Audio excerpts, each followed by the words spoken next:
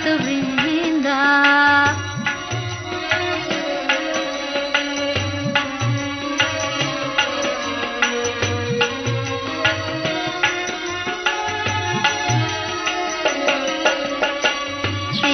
कृष्ण चैतन्य प्रभु नित्यानंद, श्री अद्वैत गदाधर शिव सदी गौर भक्त वृंदा।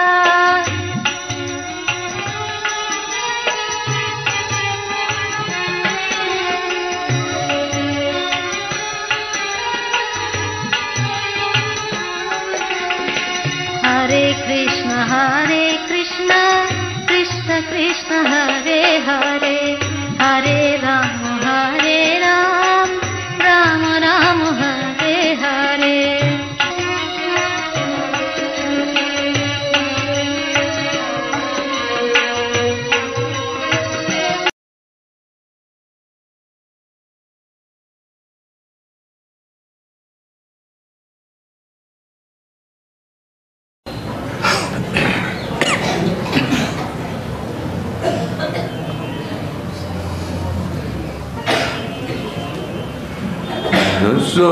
प्रसादात् भगवत् प्रसादो,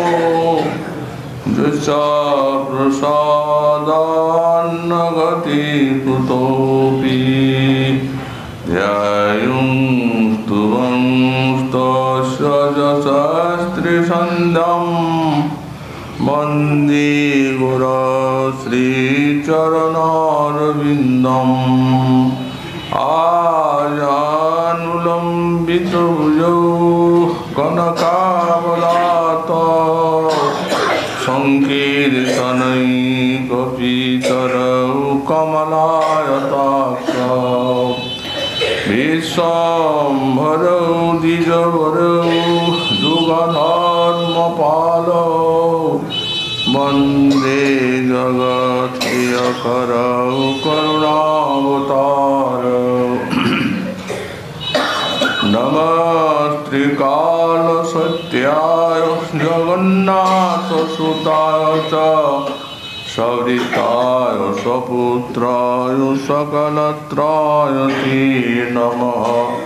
वरेहापीडाभिरामं मृगमदतिलकं, कुण्डलाक्रान्तगण्डां, पञ्चाक्षं कम्बुकण्ठं, स्मितसुभगमुखं, स्वाधुरेन्द्रस्तुभिनुं, श्यामं शान्तं त्रिभङ्गं रविकरवसनं, भूषितं वैजयन्त्या, वन्दे वृन्दावनस्थं युवतिशतवृतं, ब्रह्मगोपालवेशम्। तप्तकाञ्चन गौराङ्गी राधे वृन्दावनेश्वरी, वृषभानुसुते देवी तं नमामि हरिप्रिये। मूकं करोति वाचालं पङ्गुं लङ्घयति गिरिं, यत्कृपातमहं वन्दे परमानन्दमाधवं। वाञ्छाकल्पतरुभ्यश्च कृपा सिन्धुभ्य एव च, पतितानां पावनेभ्यो वैष्णवेभ्यो नमो नमः। हरिभक्ति पराजित हरिनाम परायणा, दुर्वृत्ता वा सुवृत्ता वा तेषां नित्यं नमो नमः। नमः धर्माय महते नमो कृष्णाय विदुषे, ब्राह्मणे नमस्कृत्य धर्मान् वक्ष्ये सनातनान्, नारायणं नमस्कृत्य नरं चैव नरोत्तमं, देवीं सरस्वतीं व्यासं ततो जयोमुदीरये। जय रूप सनातन भट्ट रघुनाथ, श्रीजीव गोपाल भट्ट दास रघुनाथ, এই ছয় গোসাইর করে চরণবন্দন, যাহা হইতে বিঘ্ন নাশ অভীষ্ট পূরণ। দুর্গমী পথিমেন্দ্রস্কালোৎপাদ গতির মুকৃপা দুষ্টিদানেন সন্ত সন্তু অবলম্বনম।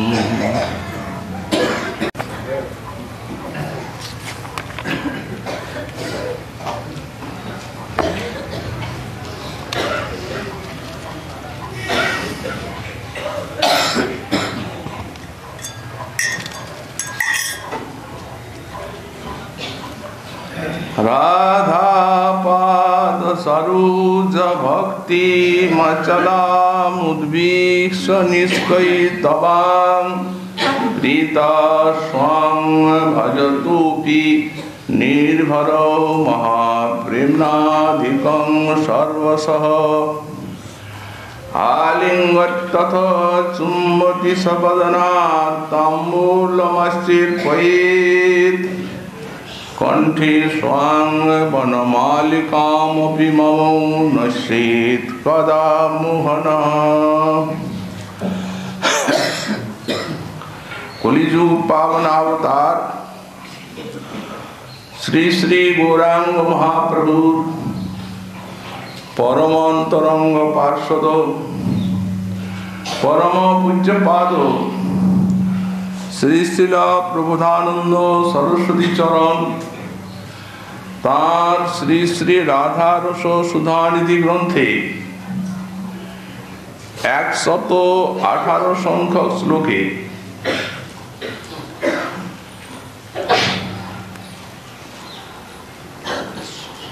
শ্রী শ্রী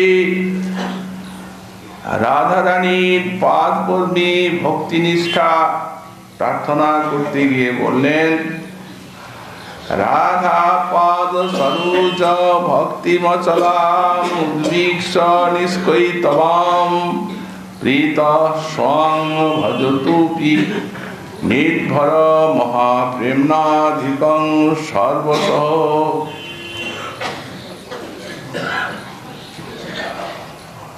আলিঙ্গত্যথা চুম্বতি সবদনাৎ তাম্বূলমশ্চির্পয়েৎ, কণ্ঠে স্বাং বনমালিকামপি কদা মম নশ্যেৎ কদা মোহনঃ। মোহন শ্রী ব্রজেন্দ্র নন্দন মাং মম রাধা পাদ সরোজ নিষ্কৈতবাং অচলাং ভক্তিমুদিস্য। মোহন শ্রীকৃষ্ণ আমার রাধা পাদ পদ্ম সরোজে অচলা এবং নিষ্কৈতবা নিষ্কপট ভক্তি দর্শন করে, আর সং ভজতোপি নির্ভর মহাপ্রেম্নাধিকম, যারা শ্রীকৃষ্ণের ভজন করছেন সেই নিজেদের ভজনকারী অপেক্ষাও আমার প্রতি নির্ভর প্রেমাধিক্য বশত আলিঙ্গত্যথা চুম্বতি সবদনাৎ তাম্বূলমশ্চির্পয়েৎ, তিনি আমায় আলিঙ্গন করতে আসবেন, চুম্বন করতে আসবেন এবং নিজের বদনের থেকে আমার বদনে তাম্বূল অর্পণ করতে আসবেন। আর কণ্ঠে স্বাং বনমালিকামপি কদা নশ্যেৎ, আর তার বনমালা আমার কণ্ঠে কবে বিন্যস্ত করতে আসবেন, এই রূপ শুভদিন আমার কবে হবে। শ্রীপাদ গোস্বামী চরণ স্ফূর্তির ভিতরে নিজেকে সাক্ষাৎ রাধারানীর কিঙ্করী রূপে দর্শন করছেন। একটি নিভৃত কুঞ্জে রাধারানীর সেবার জন্য মাল্যগুম্ফন করছিলেন। সহসা সেইখানে শ্রীকৃষ্ণ আগমন করেছেন।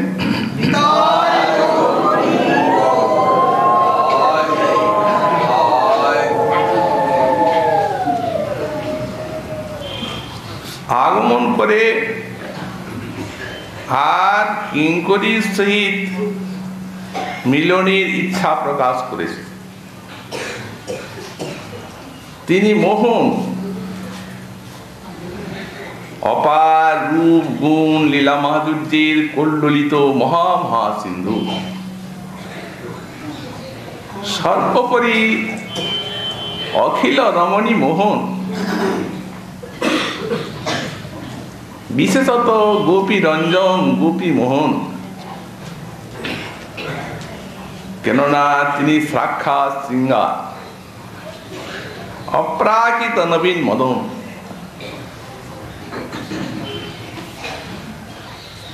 নির্জন স্থান, নির্জন কুঞ্জ, একা রাধা কিঙ্করী, সেইখানে এসে আর সেই তিনি মিলন কামনা করছে নিজে। যেহেতু এই যে লালসা, এই লালসার বেগকে সামলাতে পারি এমন রাধা কিঙ্করী ছাড়া আর কেউ নেই। কেন বললেন? যেহেতু এরা রাধা পদাব্জ বিনান্নাত স্পৃহা কালদ্রোজ্ঝিতাম বৃন্দাবন মহিমামৃত গোস্বামী পাদে লিখেছেন। রাধা রানীর পাদ পদ্ম সেবা ব্যতিরেকে এদের হৃদয়ে বর্তমান ভূত ভবিষ্যতে স্পৃহা কিছু জাগে না। এমনকি রাধা পদাম্বুজাতন্য স্বপ্নে পিনত জানতিম, রাধা রানীর চরণাম্বুজ ব্যতিরেকে এরা জাগ্রত অবস্থায় তো বটেই, স্বপ্নে পি ন জানতিম, স্বপ্নেই কিছু জানেন না। তাই যতই লালসা থাক এদের নিকটে কিন্তু সেই লালসা কার্যকরী হয় না। রাধা রানীর পাদ পদ্ম কৃপা এদের মস্তকের উপরে আছে। এরা মহাভাব দিয়ে আর রসরাজের সেবা করবে, আর রসরাজের উপাদানে মহাভাবের সেবা করবে সাক্ষাৎ। কি অদ্ভুত এই আধার কিঙ্করী গণে। সুতরাং প্রত্যাখ্যান করেছেন কিঙ্করী গোবিন্দের সেই প্রার্থনা, এক বাক্যে নিবেদন করেছেন, হে ঈশ্বর মদীশ্বরী শ্রী রাধা, অতএব তার সঙ্গে তোমাদের যে লীলা বিলাস, সেই ভূমিতেই আমার আনন্দ। আমার চিত্ত সেইটিকে অধিক সুখরূপে জেনে নিয়েছে। অতএব আমার সেই কাম্য আনন্দেই তুমি আমাকে নিয়োজিত করে রাখো। কখনো শ্রীকৃষ্ণ মিলন কামনা করেন না রাধা কিঙ্করী। এই রঘুনাথ দাস গোস্বামীর পাদের ভজনস্থলী শ্রী শ্রী রাধা কুণ্ড। এইখানে সাক্ষাৎ রাধারানী তিনি নিজে এই দাস গোস্বামীর পাদকে শ্রীকৃষ্ণকে দিতে চাচ্ছেন। তুলসী তুই আমার প্রাণনাথকে নে, আমি তোকে তাকে দিচ্ছি। উনি এক বাক্যে বললেন, সঞ্চেত কৃপাং মই বিধাস্যসি নৈব কিমে প্রাণৈর ব্রজেন বররূপ অকারিণাপি। হায় ঈশ্বরী, তুমি যদি কৃপা না করো তাহলে আমার এই প্রাণী কি দরকার? আমার ব্রজবাসী বা কি লাভ হলো? আর তোমার ওই বকারি বা আমার কি করবে? শ্রীকৃষ্ণকে এখানে বকারি বলেছেন, বক হন্তা, ও তো আমায় ভয় দেখাবে, অতএব তুমি নিকটে থাকলেই ও ভালো। যেখানে তুমি নেই সেখানে আমরা ওর কাছে যাব না। এই গোস্বামীপাদ মুনির মঞ্জরি ভাব সাধনা রাধা নিষ্ঠা। রাধা রানী চরণ ছাড়া আর কিচ্ছু জানেন না। এ তো প্রেমের রাজ্য। আত্মসুখকে কামনা করেন, এখানে আত্মসুখ ব্রজবালাগুলো কামনা করেন না, আর এদের প্রেমানুরূপ গোবিন্দও চান না। তাই তো আমরা শাস্ত্রে দেখতে পাই, যেমন রাধারানী বলেন, নাগনি আপন দুঃখ সবে বাঞ্ছি তার সুখ, এই তার সুখে আমার তাৎপর্য। তেমনি এই গোবিন্দের কামনা কি? রাসের প্রথম শ্লোকের ব্যাখ্যায় তোষণী টিকায় লিখিত আছে, সর্বাতিশায়ী প্রেমবতীনাং ব্রজ সুন্দরীনাং মনোরথ পরিপূরণং এব ভক্ত হিতার্থং সর্বং কুর্বত ভগবতু মুখ্যতম প্রয়োজনম ইতি দর্শয়ন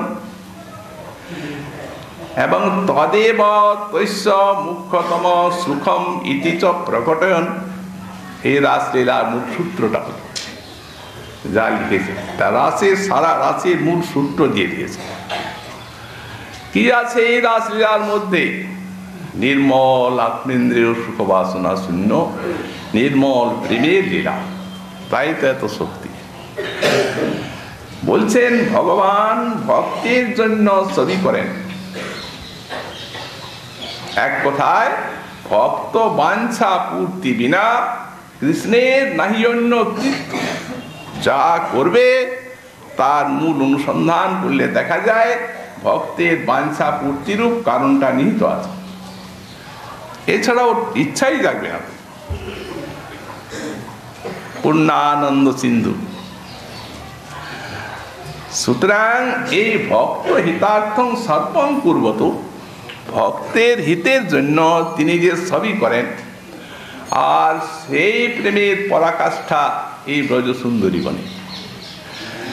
এই জন্য সর্বাতিশায়ী প্রেমবতী নাং ব্রজ সুন্দরী নাং মনোরথ পরিপূরণং এব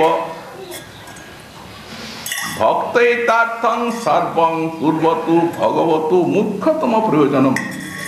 এইটাই মুখ্যতম প্রয়োজন, কারণ ব্রজ সুন্দরী গণে সেই সর্বাতিশায়ী প্রেম মহাভাব। অতএব তাদের বাসনা পূর্ণ করবেন, এই জন্যই রন্তং মনশ্চক্রে, আর অন্য কোনো কারণ নেই। এইটি দেখাচ্ছেন মুখ্যতম প্রয়োজন। তাহলে তার কি কিছুই নেই? বললেন তদেব তস্য মুখ্যতম সুখম ইতি প্রকট। ভক্তির মনোবাঞ্ছা পূর্তি করে তিনি সুখী হন, এইটাই তার মুখ্যতম সুখ। তো সুতরাং এই ব্রজ সুন্দরী গণের এই প্রেম কামনা পূর্ণ করবেন, এই সুখেই তিনি তার ভিতরে রাস বাঞ্ছা জাগলো, তাছাড়া আর অন্য কিছু কারণ নাই। এই জন্যেই মহাপ্রেমের লীলা। এখানে সচ্চিদানন্দ রসঘন ভগবানের ভক্ত বৈশ্যতা এই রাসের ভিতরে, আর ব্রজসুন্দরী গণে শ্রীকৃষ্ণ সেবা, এছাড়া কিছু নেই। এত নির্মল বস্তু, কিন্তু তবু সবার উপরে এরা। এই জন্য বলে নির্ভর প্রেমাধিকম। নির্ভর মানে অতিশয়। সং ভজতপি, কার থেকে অতিশয়? বললেন নিজের ভজন করেন যারা, তাদের থেকে অতিশয়। তো নিজের ভজন তো অনেক করছেন সারা বিশ্ব ব্রহ্মাণ্ডে, শান্তের থেকে আরম্ভ করে দায়িত্ব সক্ষ বাতুল্য মতো। বললেন এখানে সং ভজতপি মানে যে ব্রজ সুন্দরী তার সাক্ষাৎ ভাবে, নায়িকা ভাবে বা সখীভাবে সেবা করছেন, সবার থেকে এই কিঙ্করী ভাবের উপরে তার নির্ভর প্রেম আছে। এখানে অন্য কোনো ভক্তের প্রসঙ্গ আসতেই পারে না। তাহলে বুঝুন এই রাধা দাস্য রূপ যে সম্পত্তিটা, এটা কোন সম্পত্তি? এখন সেই নির্ভর প্রেমাতিকে কিঙ্করীর পর কি প্রসাদ লাভ হলো? কিঙ্করী তো নিয়ে এলেন রাধার নিকটে, যেমনি গোবিন্দ রাধার দর্শন লাভ করলেন কুঞ্জি, তেমনি রাধারানীকে বলছেন, হে প্রিয়ে, আজকে না আমি তোমার বিরহে এত অধীর হয়ে পড়েছিলাম, আর খুঁজে খুঁজে কোথাও তোমায় পাই, তো তোমার এই কিঙ্করীকে দেখতে পেলাম। তো এমনি তোমার চরণে শরণাগতা এবং তোমাগত প্রাণা যে আমাকে তোমার এখানে নিয়ে এলো। অতএব প্রিয়ে, এর সেবায় আজ আমি অতিশয় সন্তুষ্ট। আমি ইচ্ছা করছি একে কিছু পুরস্কৃত কর, এবং সেই পুরস্কারটা তোমার অনুমোদিতই হবে। তুমি যা বলবে, কারণ এদের মনোভাব তুমি জানো, আমি কি করে বুঝবো? তোমার দাসী, তুমি যা বলবে আমি সেই পুরস্কারই দেব। রাধারানী বলছেন, মোহন শুনো বলছি, তুমি তো সারা ব্রজরণ্যগণীর ভাগ্যনিধি, সৌন্দর্য মাধুর্য রূপ রসের সকল্লিত সমুদ্র। তো তুমি যখন নিজে ওর মনোবাসনা, যখন ওকে পুরস্কৃত করতে চাও, তখন যাও ওকে আগে আলিঙ্গন চুম্বন করো। কিঙ্করী ভীত হয়ে গেছে রাধারানীর কথা। যেমনি রাধারানী এই কথা বলেছেন, তেমনি ধরতে যাচ্ছে ও, তেমনি পালিয়ে যাচ্ছে। হায় ঈশ্বরী, তুমি আবার একে লেলিয়ে দিচ্ছ, রক্ষা করো, রক্ষা করো, বাঁচাও, বাঁচাও, আমি কিঙ্করী, কিঙ্করী, এই বলে খুব অশ্রু কান্না করছে। উনি জোর করছেন, কিন্তু জোর করলে কি হবে?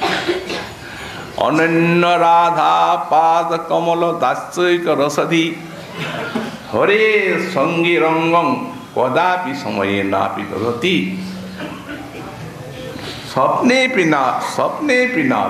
স্বপ্নেও এটা রঙ্গটা স্বীকার করেন না।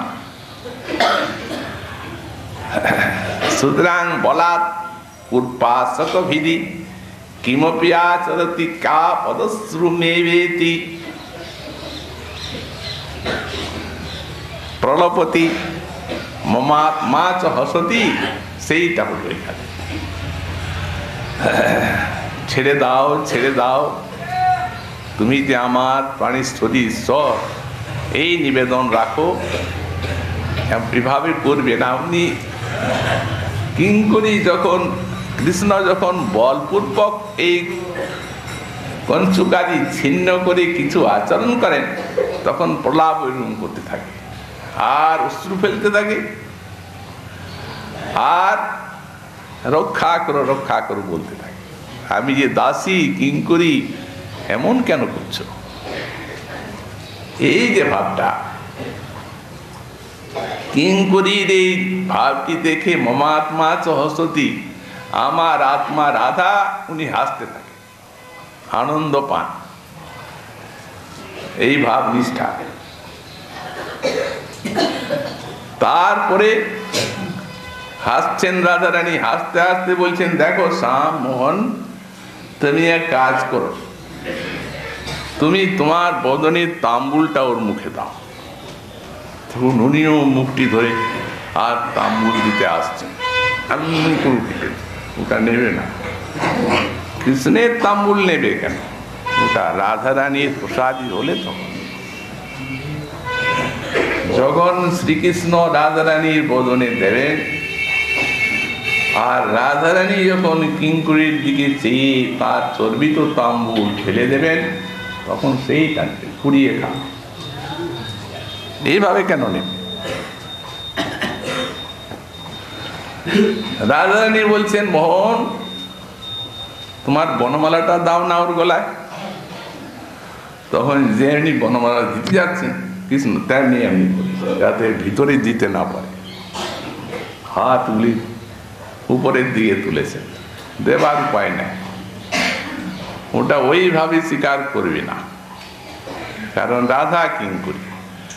যখন সেই মালা রাধা রানীর গলে যাবে আর তিনি কৃপা করে দেবেন, তখন নেবে, ওইটাই কাম। রাধা প্রসাদ ছাড়া অন্য তারা চায় না, যুগল প্রসাদই। তো সুতরাং হলো না, কিঙ্করীর এই জয় হলো। কৃষ্ণ পরাভব স্বীকার করলেন, রাধারানীও পরাভব স্বীকার করলেন। যুগলের আনন্দের সীমা নাই। কিঙ্করীর অতিশয় নির্মল ভাব নিষ্ঠা দর্শন করে, এই জন্যেই বলছেন কি, এদের নিষ্কয়িত বা প্রেম আর অচলা, রাধারানীর চরণের থেকে একটুও চলবে না। এই ভাবটা যে আছে, এই ভাবের থেকে এক চুলো এরা নড়বে না, এই জন্যে অচলা ভক্তি। আর নিষ্কয়িতবার একটা বিশেষণ দিচ্ছে। নিষ্কয়িতবারটা কি? অকপট ভক্তি। এখানে কাপট্য কপটতা কি? আমাদের কবিরাজ গোস্বামী পাদ ব্যাখ্যা করেছেন, অজ্ঞান তমের নাম কহিয়ে কৈতব। এখানে কৈতব শব্দ আছে, উনি কৈতব শব্দের ব্যাখ্যা করছেন, অজ্ঞান তমের নাম কহিয়ে কৈতব। ধর্ম, অর্থ, কাম, মোক্ষ আদি যত সব। তাহলে কৈতব শব্দের অর্থ আমরা কবিরাজের ব্যাখ্যাতে পাচ্ছি অজ্ঞানতম, কিন্তু কোনো অভিধানে এই অজ্ঞানতম শব্দের ব্যাখ্যা বা প্রতিশব্দ কৈতব নাই। কৈতব মানে কপটতা, সবাই জানে। আর এই কৈতব ধর্ম, অর্থ, কাম, মোক্ষ, এর কোনো অভিধানে নাই কৈতব শব্দের এই ধর্ম, অর্থ, কাম, মোক্ষ ব্যাখ্যা। তাহলে এই কৈতব শব্দটিকে ব্যাখ্যা করতে গিয়ে আর কবিরাজ গোস্বামী পাদ তিনি পরস্পর এই অসংলগ্ন কথাগুলি যোজনা করছেন। কি অভিপ্রায়? নিশ্চয়ই কিছু গুড় অভিপ্রায় আছে। এত বড় পণ্ডিত, পার্শ্বদ, রসিক, তার অভিপ্রায়টি ব্যক্ত করেছেন বিশ্বনাথ চক্রবর্তী পাদ।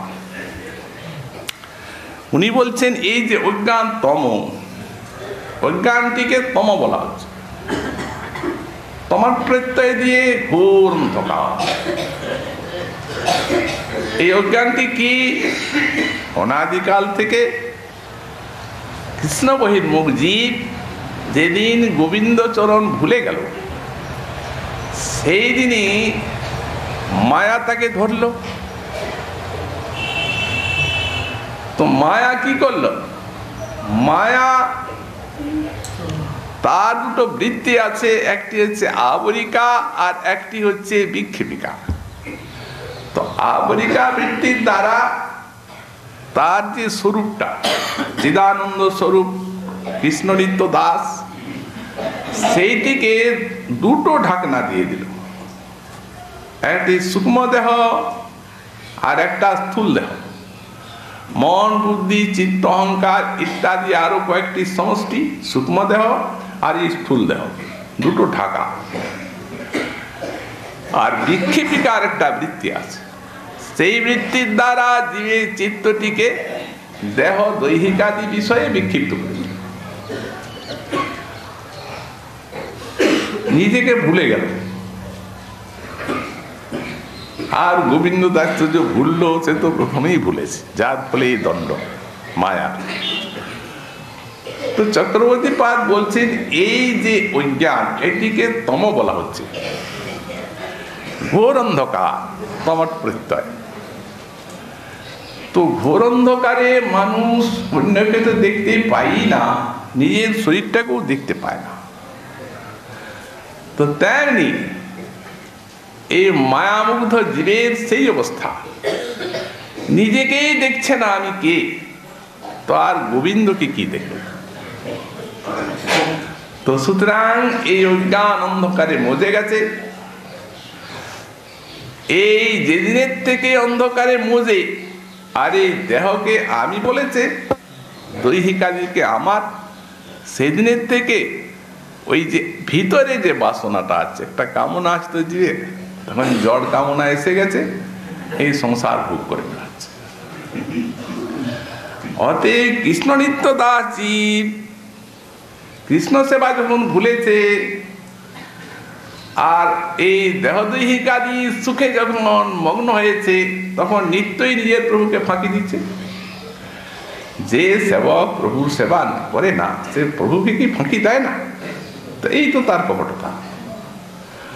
সুতরাং অজ্ঞান তমের নাম কহিয়ে কৈতব এ আত্মসুখ কামনা, ঠিক লেগে গেল। আর এই কৈতব মানে আত্মসুখ কামনা, একে যদি ভাগ করা যায় তো চারটা পাওয়া যাবে: ধর্ম, অর্থ, কাম, মুক্তি। মানে সংসারসক্ত মানুষের কামনার তো অন্ত নেই। ধন জন, অর্থ সম্পত্তি, ভোগ, ইহলোক পরলোকে স্বর্গভোগ, রাজা হব, ধনী হব, কত কামনা। কিন্তু এই অনন্ত কামনাগুলিকে দার্শনিকভাবে ভাগ করে বোঝার জন্য এই চারটা করে দিয়েছেন: ধর্ম, অর্থ, কাম, মুক্তি। এইগুলিকে চার পুরুষার্থ বলা হয়। পুরুষ মানে জীব, তার যে অর্থ মানে কাম্য বস্তু, তাই পুরুষার্থ।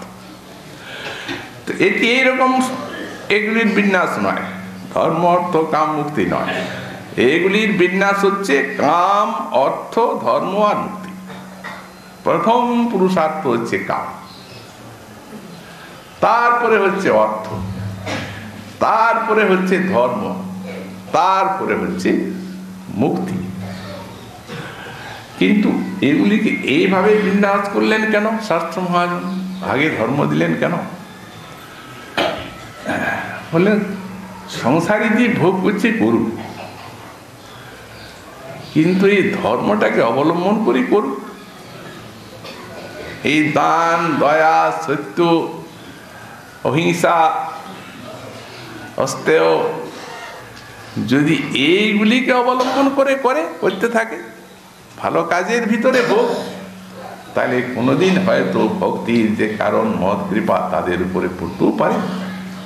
ধর্মশীল বলে ভগবানের যে ভজনের রাস্তা, নিজের যেটা পথ সেটা পেতেও পায়। এই জন্য তখন প্রথম পুরুষার্থ হচ্ছে কাম। এটি হচ্ছে যেন তেন প্রকারেণ বিষয়ভোগ। সে ধর্ম অবলম্বন করে হোক, ভালোই হোক, মন্দই হোক, পাপে হোক, পুণ্যে হোক, কেহ পাপে কেহ পুণ্যে করে বিষয় ভোগ, এই ভক্তিগন্ধ নাহি যাতে যায় ভবরূপ। এই মহাজনের বাণী। কিন্তু যদি পাপ করে বিষভোগ করা যায়, তাহলে মনুষ্য সমাজ তাদেরকে নিন্দা করে। এক শ্রেণীর মানুষ আছেন, তারা এইরূপ নিন্দিত ভোগ চান না। তারা চান যে সমাজে শৃঙ্খলা বজায় রেখে আর বিষয়ভোগই করবেন, কিন্তু নিন্দিত বিষয়ভোগ না, ওটা তাদের পছন্দ নয়। এই জন্য অর্থের দরকার। সুতরাং তাদের যে পুরুষার্থ কাম্যবস্তু, তার যেটি হলো অর্থ, যেটা প্রচুর রূপে আজ সারা সংসারে দেখা যাচ্ছে। অর্থ, টাকা পয়সা, ধন সম্পত্তি, এই নিয়ে দুনিয়া পাগল। আরেক প্রকার ব্যক্তি আছেন, তারা চান জীবন্ত ক্ষণভঙ্গুর কতদিনই বা এ থাকবে, অতএব যাতে পরজন্মে জন্মান্তরও সুখ ভোগ পায়, স্বর্গাদি সুখ, রাজা হয়ে জন্মায়, এই কামনা। তারা একটু এদের থেকে দূরদৃষ্টি সম্পন্ন। তাহলে ধর্মকে অবলম্বন করতে হবে। দান, দয়া, যাগ, যজ্ঞ, তপস্যা, এই তাদের এটা পরম ধর্ম নয়, এটা এই জাগতিক ধর্ম। তাদের যে পুরুষার্থ তার নাম হচ্ছে ধর্ম। আর এক শ্রেণীর মানুষ আছেন, তারা দেখছেন যে যতদিন এই বন্ধন আছে ততদিন এই ক্লেশ, জন্ম আর মৃত্যু, জন্ম আর মৃত্যু। এই জন্ম মৃত্যুকে না ঘুচালে সুখ নাই। তখন তারা জ্ঞান যুগাদি সাধনা করছেন, তাদের পুরুষার্থের নাম হচ্ছে মুক্তি। তো এইগুলি চারটাই কৈতব। এমনকি ভাগবত বলেন তার মধ্যে মুক্তি বাঞ্ছা কৈতব প্রধান, যা হইতে কৃষ্ণ ভক্তি হয় অন্তর্ধান। এই চারটার মধ্যে ওটা বেশি নিন্দিত। আমার তিনটার মধ্যে থাকা ভালো। কোনদিন জীব যে সম্পত্তি হারিয়েছে কৃষ্ণ দাস্য অনাদিকালে, সেটা ফিরে পাওয়ার একটা রাস্তা থাকে, আর ওটা একবারে শেষ হয়ে গেল, পাষাণ কল্প আত্মা হয়ে গেল, কিছুই না, নিজের আমিত্বটাই নষ্ট হয়ে গেল। তো সুতরাং এই যে নিষ্কৈতবা, এই নিষ্কৈতবা ভক্তি হচ্ছে এই পরম ধর্ম ভজন। সবই পুংসাং পরো ধর্ম যত ভক্তির অধক্ষদে অহৈতুক প্রতিহতা যে আত্মা সুপ্রচিতি। এই অহৈতুকিটাই এই নিষ্কৈতবা। হেতু ফলাভিসন্ধানম তদরহিতা, এইটাই নিষ্কৈতবা। এই যে অহৈতুকী ভক্তি, এই অহৈতুকী ভক্তির পরাকাষ্ঠায় হচ্ছে এই ব্রজের প্রেম, সর্বোপরি ব্রজওয়ালার প্রেম। ওখানে তো বললেন হেতু ফলাভিসন্ধানম তদরহিতা। এখানে ফলাভিসন্ধান বলতে ধর্ম, অর্থ, কাম, মুক্তি, কেবল কৃষ্ণ সুখ বাসনা থাকে। কৃষ্ণ কৃষ্ণ ভক্তি বিনা অন্য কামনা। আর কবিরাজ আরো বলেছেন কৈতব কহিয়ে তারে আত্মবঞ্চনা, কৃষ্ণ কৃষ্ণ ভক্তি বিনা অন্য কামনা। কৃষ্ণ কামনা আর কৃষ্ণ ভক্তি কামনা ছাড়া অন্য কামনা সব কৈতব। আরো ব্যাখ্যা আছে যে শতফ এবং সুখরূপত্বাৎ হেতুকি ফলাভিসন্ধান শূন্যা। ভজনটি শতই সুখর স্বরূপ। ভক্তি বলতে এখানে ব্যাখ্যা করেছেন শ্রী গোস্বামী পাদ, অদক্ষজে ভক্তি তৎকথা শ্রবণাদি সুদুচিত ভবতি, মানে ভজন, শ্রবণ, কীর্তনাদি। এগুলি শতই এত সুখস্বরূপ, আনন্দ স্বরূপ যে একবার ভজনের রুচি এলো আর অন্য কোনো কামনা জাগতেই পারে। ধর্ম, অর্থ, কাম, মুক্তি হওয়ার পাশে যাবে না। এমন একটা উঁচু স্তরের ভজন স্তরে আনন্দ দিচ্ছে এই সাধন ভক্তি। কারণ প্রেম ভক্তির স্বাদ তো তাতে আছে। তো সুতরাং এই যে নিষ্কৈতবা ভক্তি, এর একদম পরাকাষ্ঠায় গভীর প্রেম। অহৈতুকী ভক্তি মানে নিরুপাধি ভক্তি। তো সাধারণত এই আত্মসুখ উপাধি, আরো আছে সূক্ষ্ম সূক্ষ্ম প্রেমের রাজ্যে উপাধি। আমরা গোপী প্রেম আলোচনা করলে দেখতে পাই যে এইখানেই চরম এই অহৈতুকী ভক্তি। এদের একটি উপাধি হচ্ছে আত্মসুখ, সে তো ব্রজে কারোই নেই, তো গেল। আর একটি উপাধি হচ্ছে ঐশ্বর্য জ্ঞান, সেটিও ব্রজে কারোই নেই। এদের মাধুর্য জ্ঞান, ঐশ্বর্য জ্ঞানটা উপাধি করে হলো, এটা আবার নূতন। আত্মসুখ বাসনা পর্যন্তই আমরা এর দুধ পেলাম, কিন্তু ব্রজে এসে একটা নূতন পাই, ঐশ্বর্য জ্ঞান। তার মানে তার এত প্রভূত ঐশ্বর্য আছে বলেই তো তার ভজন। যদি কিছু ঐশ্বর্য না থাকতো কে বলতো? যদি তিনি আমাকে মা মুক্ত করতে না পারতেন, যদি আমাকে অপার্থিব আনন্দে নিমজ্জিত করতে না পারতেন, তো ভজন করতে যেতেন কেন? কৃষ্ণের করছেন, অন্য দেবতার করছেন না কেন? অতএব ঐশ্বর্য জ্ঞান একটা উপাধি এসে গেল। এটিও এদের নাই কোন ব্রজপ্রেমিকেরই সব মাধুর্য জ্ঞান, নন্দ নন্দন নিষ্ঠ বুদ্ধি। দেখিলে না মানে ঐশ্বর্য কেবল আদিতে, রোজই দেখছে এই ঐশ্বর্য কোথাও নাই। বৃন্দাবনে সাহজিক যে সম্পদ সিন্ধু, দ্বারকা বৈকুণ্ঠে তার সম্পদ এক বিন্দু।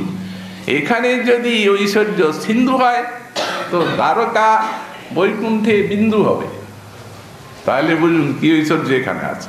তার প্রকাশ হচ্ছে লীলার ভিতরে, কিন্তু নেবে না। এদের এমনি মাধুর্য জ্ঞান যে যত ঐশ্বর্য পর্বত এদের মাধুর্য সিন্ধুতে পড়ুক, সব ওই মন্দর পর্বতের গর্ভে ঢুকে যাবে, ওটা দেখাই যাবে। মন্দর পর্বত তো ক্ষীর সিন্ধু ডুবেই গেছিল, ভগবান কচ্ছপ রূপে ধরলেন বলে তো মন্থন হইল, তো ডুবেই গেছে। এদের ধরবার কেউ নাই, ভগবানও চান না ডুবুক আমার ঐশ্বর্য। উনি চাইলে হতো, কিন্তু উনি তো ধরবেন না এটা, উনি ওটা চান, কামনা করেন এরা মাধুর্যেরই ভজন করুক। তাই এদের সঙ্গে মিশে গিয়েছে, কে আমি সেটা হারিয়ে গেছে। এদের সেই মাধুর্যের স্রোতে ভাসতে ভাসতে ওই নন্দনন্দন সখা সন্তান প্রিয় এই ভাব বুকে নিয়ে আর নিজেকে ভুলেই গেছেন। এটা কে পারে? সুতরাং এটা এদের নাই, এটি নূতন পাওয়া গেল, এটা কোনো ব্রজবাসীর নাই। আর একটি হলো সম্বন্ধ জ্ঞান, ওটা সবার আছে, গোপীর না। মাতা পুত্র ভাবে সেবা করছেন, সখা সখ্য ভাবে সেবা করছেন, দাস দাস্য ভাবে সেবা করছেন, সম্বন্ধ আছে। এদের সঙ্গে কি সম্বন্ধ আছে? কিছুই তো। তাই তো ভাগই হলো সম্বন্ধ রূপা কাম রূপা, আমরা তো বললাম কাল। এদের প্রেমটি, ভালোবাসাটি কৃষ্ণের উপরে প্রবল হয়ে আর সম্বন্ধটিকে প্রেমের অন্তর্গত করে নিয়েছে।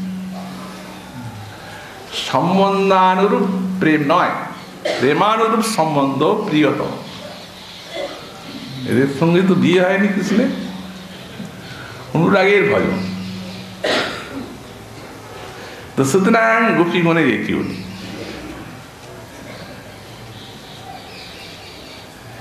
এমনকি এদের প্রেমে এই তিনি পরম সুন্দর, তিনি গুণবান ইত্যাদি এই উপাধিটিও নেই। রাধারানীকে একদিন এসে এক সখী বলছেন, সখী তুমি কৃষ্ণে কি পেলে যে কৃষ্ণকে এত ভালোবাসলে? দেখতে তো কালো। তারপর দেখো এই কুঞ্জে ও কুঞ্জে গোপীর কাছে কাছে যাচ্ছে, ছেলেবেলার থেকে চুরি করেছে, গুণ নাই রূপ নাই, কি দেখে ভালোবাসলে তাকে?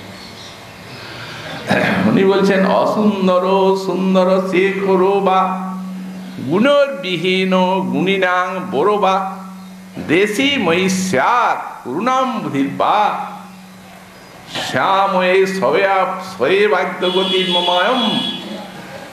এই কথা তুমি বলবে না সখী, ওটা আমি চাই না। তিনি অসুন্দরই হন আর সুন্দর সুন্দর সে করেই হোক,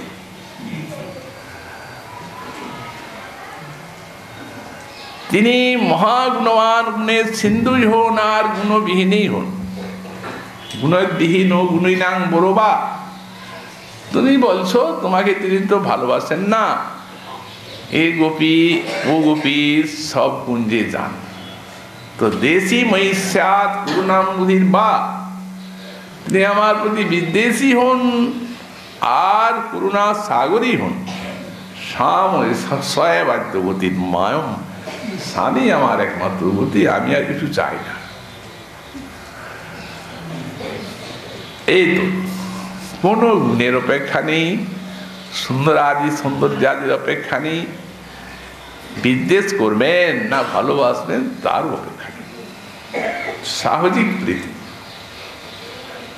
একটা উপাধি গেল। এটি সব গোপীদের আছে, কিন্তু রাধারানীর আর একটা আছে, সেটা অতি সূক্ষ্মতম, ওটা ওনার একচেটিয়া, ওটা সেই না সরমন না হামরমণি তুহু মন মনোভব পেশ হলো জানি। এই যে গোবিন্দ বললেন যে তুমি আমার আমি তোমার, এটাও ভালো নয়, তুমি আমি তুমি এও ভালো লাগে না। সুতরাং এই অসমত দুসমত এই শব্দটাই আমাদের ভালোবাসায় আমাকে ভালো লাগে। প্রেম দুটিকে মিলিয়ে এক করে দিয়েছে, দুহু মন মনোভব পেশ হলো যায়। এবং সেই রাধারানীর কৃপাতে এই মঞ্জরীগণ রাধারানীর পাদ পদ্ম নিষ্ঠার গুণে, ঐকান্তিক রাধা কৃপা গুণে এক হয়ে গেছে। রাধার স্বরূপ কৃষ্ণ প্রেম কল্পলতা, সখীগণ হন্তার পল্লব পুষ্প পাতা, কৃষ্ণলীলা অমৃতে জবে লতা কি সিঞ্চয়, নিজ শেখ হইতে পল্লবাদীর অতি সুখ হয়। সুতরাং কোনো ভেদ নেই, নিজের দেহের মতোই মনে করে। এই জন্যই তো এদের সেই আবেশের সেবা সখীরাও তো পায় না। রতিরণে সমযুত নাগরী নাগর মুখ ভরি তাম্বুল যোগায়, মলয়জ কর্পূর মৃগমদ চন্দন মিলিত হি গাত লাগায়। অপরূপ প্রিয় সখী প্রেম নিজ প্রাণ কোটি দেইনির মঞ্চহি নখতুল নহতুল লাখো বান্ধে। লক্ষ্যমান হেম এত খাঁটি হয় না যত খাঁটি এদের প্রেম। অপরূপ মাল্য দুহু গলে অর্পই, বিজয়ী শীত মৃদু বাপ, সুগন্ধি শীতল জল করু অর্পণ, জয়ীছে হত দুহু সাপ।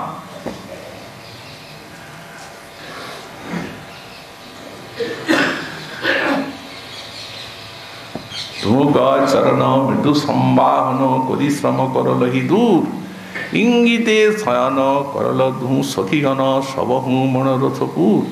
এটা সখীগণেরও নেই, এটাই অধিক স্নেহা যাদের রাধা স্নেহাদি তাদেরই আছে, এটাতে তন্ময়। সুতরাং এত নিষ্কৃত প্রেম নির্মল পরাকাষ্ঠা, সেইটি মহাপ্রভুর দান। আর আচার্য পাদ গুণের আচরণ আর শিক্ষা। এখানে কিন্তু আমরা একটু ব্যাখ্যাটা অন্যরকম করলাম, শ্লোকে যা আছে সে ব্যাখ্যাটা তো করলাম না। নির্ভর প্রেম দেখে ইনি বলছেন কৃষ্ণ আমাকে আলিঙ্গন করবেন, চুম্বন করবেন, নিজের বদনের থেকে তাম্বুল দেবেন, তারপরে বনমালা আমার গলায় দেবেন, এইরূপ আমার ভাগ্য কবে হবে? তাহলে কিরকম হলো? এটা মঞ্জুরিরা চান? মঞ্জুরি তো চান না, এটা নাই কেউ চান না। এটা তো 20টা নায়িকার কথা। ব্রজের যে নায়িকা তারা তো বাম্য ভাব সম্পন্ন, অতএব তারা কি প্রার্থনা করেন যিনি আমাকে আলিঙ্গন করবেন, চুম্বন করবেন? তারা তো নায়িকা যারা, তারাও তো এই বাম্য ভাবে এটা প্রার্থনা করেন না। ইনি প্রার্থনা করছেন কেন?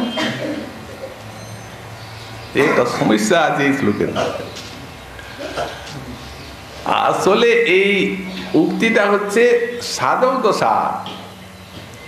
যখন ওই করতে করতে সময় ওই চলে গেল স্ফূর্তিটা, তখন তো সাধক দশায় হাহাকার করে উঠলেন না। তখন সেই যে লীলা রাজ্যে উনি আসছিলেন দিতে, আর রাজারানী হাসছিলেন, এই রকম সৌভাগ্য আমার কবে হবে যেদিন আমার ভাবনিষ্ঠা পরীক্ষার জন্য তিনি এইগুলো করতে আসবেন। এই প্রার্থনাটা সাধক দশা হয়। আর তা না হলে, সিদ্ধ দশা হলে এটা নায়িকা ভাব হবে না। কোন নায়িকায় এটি কামনা করেন না, ব্রজ নায়িকা। কবে দিবেন, কবে চুম্বন করবেন, কবে গহ্নমালা দিবেন, তাহলে ভাব দাঁড়াবে কোথায়? সাধারণ এই অতীতে পরিণত হয়ে যান কি সমর্থা। তো সুতরাং ওই যে লীলাটা মনে পড়ছে তো, রাজা রানী আনন্দিত হচ্ছেন আর তার ভাব নিষ্ঠাটা মনে পড়ছে, তখন বলছেন এই রকম আমার সৌভাগ্য আবার। আর তা না হলে লীলা রাজ্যে ওই দিতে আসছেন, উনি সেটি গ্রহণ করছেন না। এইটাই বাক্য। এখন শ্রীপাদ গোস্বামী চরণী সাধক দশা, সাধক দশায় পরবর্তী শ্লোকের উক্তি। আগামীকাল আপনারা সকলে মধ্যাহ্নে এখানে প্রসাদ গ্রহণ করবেন। কৃপা করে এই সকলের প্রতি প্রার্থনা জানাই। আগামীকাল আবার আমরা রাধা রস আলোচনা করবো। আজকে